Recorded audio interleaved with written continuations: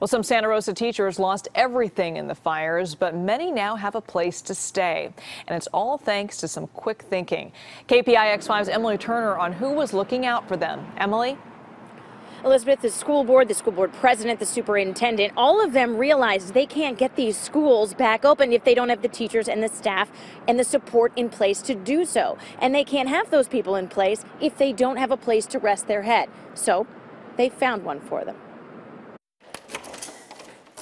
It's the first day back for Pioneer High School history teacher Zoe Miller, and she's returning to more than just a classroom. This is my home, away from home. It's actually kind of nice because it's got familiar things that I've collected. Her real home in Wickiup burned in the Tubbs fire. Thanks to a fast-acting friend, her family has a place to stay, as do most displaced teachers in Santa Rosa School District. The board made sure of it. As soon as we started thinking about coming back to school, we also had realized that our teachers were impacted just along with our students, and that the challenge for them is to really be together and have dealt with their emotional issues around this so that they can help students do that. And I don't think you can do that while couch surfing. So she and the superintendent made sure the FEMA process was started for their staff. She got the head of the apartment association to give them advance availability announcements on rentals.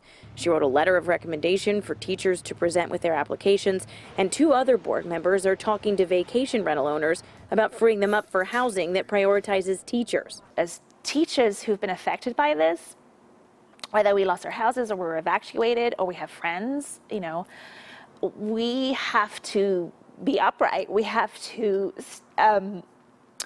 be able to function and be supported in order to support children who are much more fragile. In Santa Rosa City Schools, almost 80 teachers lost their homes. Only 22 still need a place to stay. So while successful thus far, the school board says it won't stop until everyone has a home and a place to prepare for the school days ahead. Oh yeah, I'm terrified.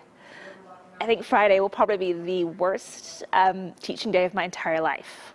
And it's nothing to do with the kids being badly behaved. I don't know how to get through this.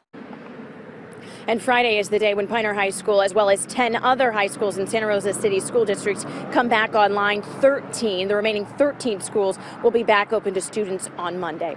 Reporting live in Santa Rosa, Emily Turner, KPIX 5.